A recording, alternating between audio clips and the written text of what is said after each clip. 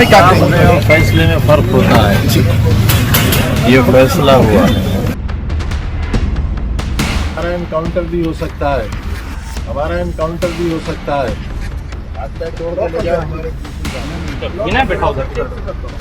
आजम खान का क्या एनकाउंटर होने वाला है? आजम खान को क्या निपटाने की तैयारी चल रही है? क्या कोई बड़ी साजिश है या बड़ी प्लानिंग है जिसके जरिए आजम खान को खत्म किए जाने की तैयारी चल रही है? यह सबसे महत्वपूर्ण सवाल है और यह सवाल यूं ही हवा में नहीं पूछा जा रहा है।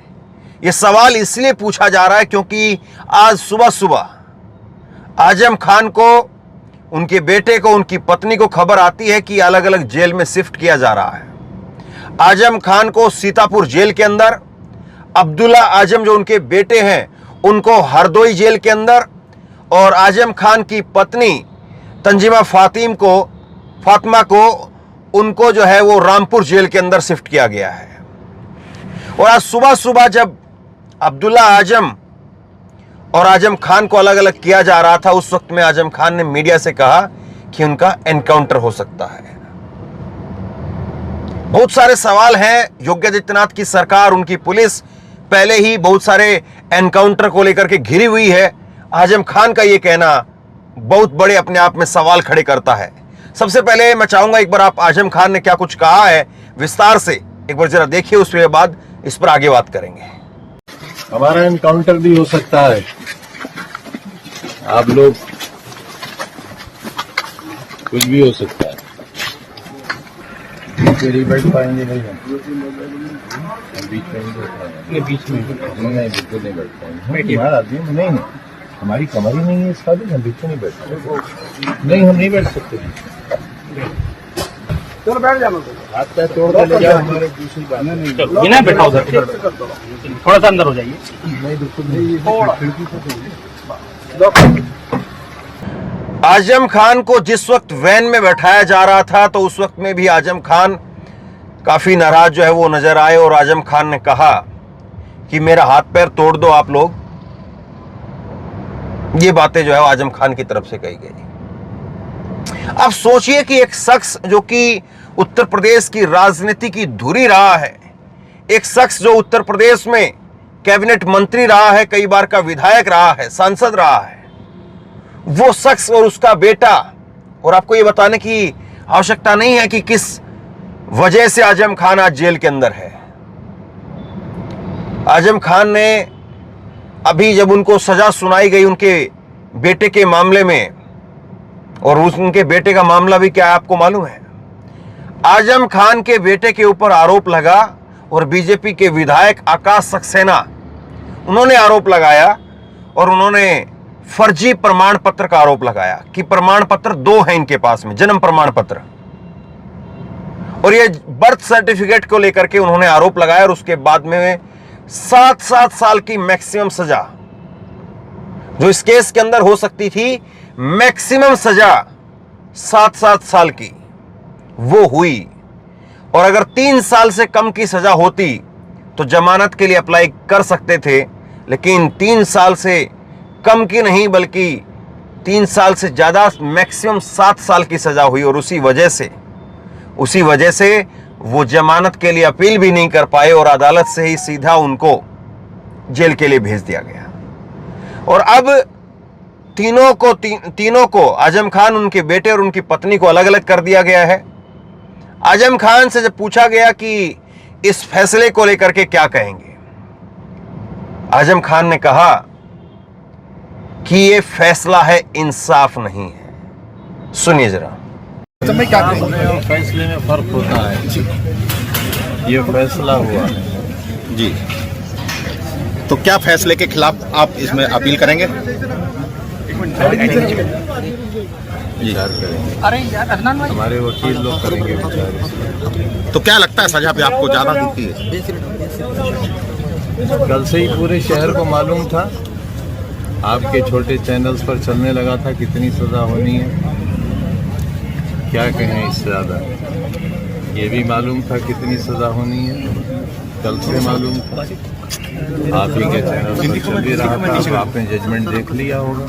आजम खान का बेटा आजम खान खुद और उनकी पत्नी 2 जन्म प्रमाण पत्र के एक मामले को लेकर के 7-7 साल की मैक्सिमम सजा, अधिकतम जो सजा हो सकती थी वो अधिकतम सजा उनको दी गई। और सोचिए देश के अंदर और कितने बड़े बड़े गंभीर अपराधों वाले लोग, राजनेता, व्यापारी वो खुले आजाद घूम रहे हैं, विदेशों में घूम रहे हैं और रेड कॉर्नर नोटिस तक वो उन लोगों के रद्द करवा दिए गए। आजम खान का ऐसा क्या कसूर है, या आजम खान की राजनीति से ऐसा किसको क्या डर लगता है जो उनका एनकाउंटर करवाने की प्लानिंग चल रही है। आजम खान जब ये गंभीर आरोप लगाते हैं तो निश्चित तौर पर जो आजम खान को लेकर के लोगों की एक सहानुभूति है वो और ज्वार मारती है। इससे पहले इसी तरह का एक बयान सामने आया था अभी हाल के अंदर संजय सिंह का, और संजय सिंह ने भी इसी तरह से गंभीर आरोप लगाए थे। अब इसी तरह के कुछ आरोप वो लगाए गए हैं आजम खान के द्वारा, और आजम खान साफ तौर पर कह रहे हैं कि उनका एनकाउंटर की तैयारी चल रही है। और जिस तरह से आजम खान को ले जाया जा रहा है, और जब वैन के अंदर बैठाने को लेकर के भी एक बार बहस हो गई तो आजम खान ने सीधे तौर पर कह दिया कि मेरा हाथ पैर तुड़वा दो आप लोग। उस वक्त में आजम खान ने कहा कि मेरी उम्र का तो ख्याल रखिए। आजम खान का जन्म 14 अगस्त का है, 14 अगस्त 1948 का। 75 साल हो चुके हैं,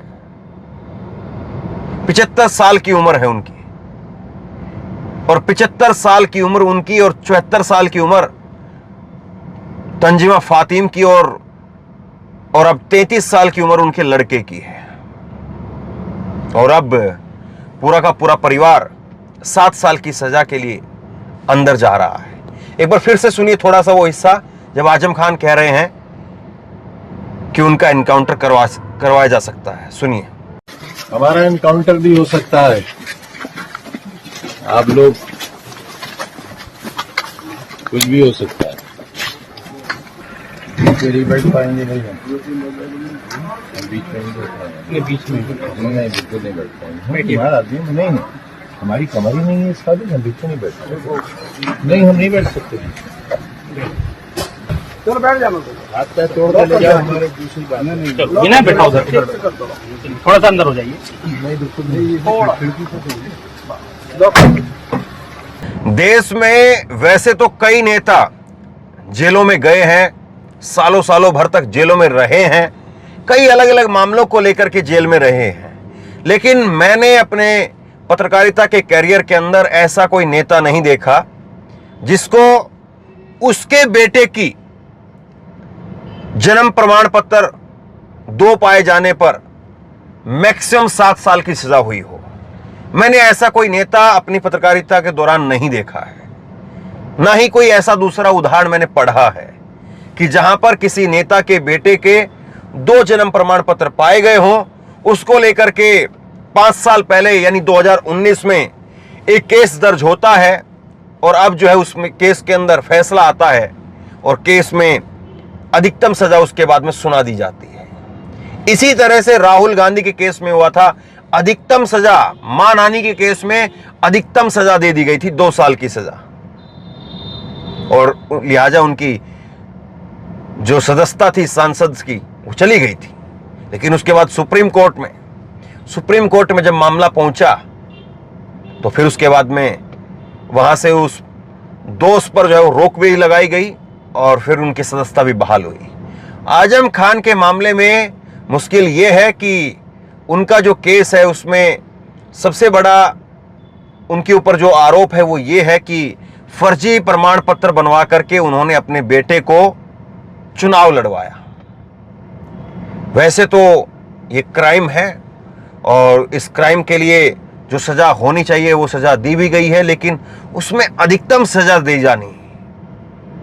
क्या देश में और नेताओं ने जो क्राइम किए हैं, अलग अलग अपराधों के अंदर उनका नाम आया है, सबूत मिले हैं, यहां तक कि संसद में भी नोटों की गड्डियां लहराई गई, क्या उनको भी इस तरह की सजा आपने देखी है?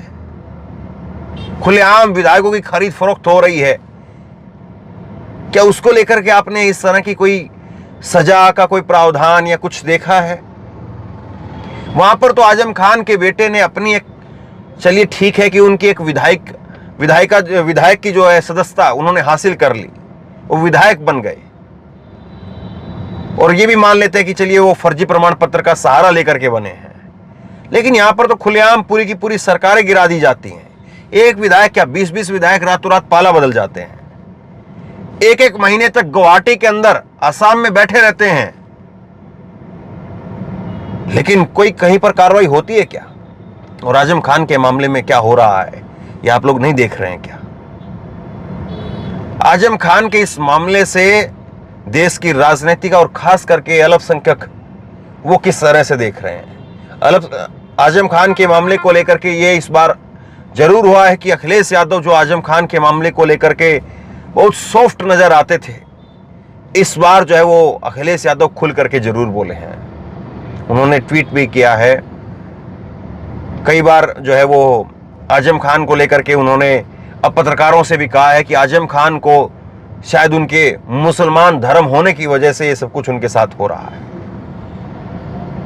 ये वाकई बड़ी चौंकाने वाली बात है कि अमृतकाल के अंदर, जब हम अपनी आजादी का अमृतकाल मना रहे हैं, इस अमृतकाल के अंदर 75 साल का एक राजनेता जो कि कद्दावर नेता रहा उत्तर प्रदेश की पॉलिटिक्स का, और आज वो जेल की सलाखों के पीछे है और उसको एनकाउंटर का डर है, और हम कहते हैं कि वाकई सब कुछ जो है वो मजबूत हाथों में है। आप बताइए, आजम खान का ये कहना कि उनका एनकाउंटर हो सकता है, क्या ये आजम खान का कोई डर है जिसकी वजह से वो इस बयान को जो है वो दे रहे हैं? क्या आजम खान सिंपैथी लेने के लिए, सहानुभूति लेने के लिए इस तरह का बयान दे रहे हैं? क्या वाकई कुछ ऐसा है कि आजम खान को कहीं पर कोई अंदेशा हुआ है जिसकी वजह से उन्होंने ऐसा बयान दिया है? या वाकई ये नेता, चाहे संजय सिंह हो, चाहे उसके बाद आजम खान हो, या और तमाम नेता हो जो इस तरह के बयान दे रहे हैं कि उनको एनकाउंटर का डर है, वो ये कह करके कहीं पर कोई लोग प्लानिंग कर रहे हैं तो उन प्लानिंग को एक्सपोज करने का काम कर रहे हैं? बहुत सारे सवाल हैं। लेकिन मौजूदा समय के अंदर जितने भी नेता हम देखते हैं, मुझे लगता है कि आजम खान उन सब नेताओं में से इकलौते ऐसे नेता होंगे जिनको हाल के वर्षों में सिस्टम की इतनी भारी मार पड़ी है।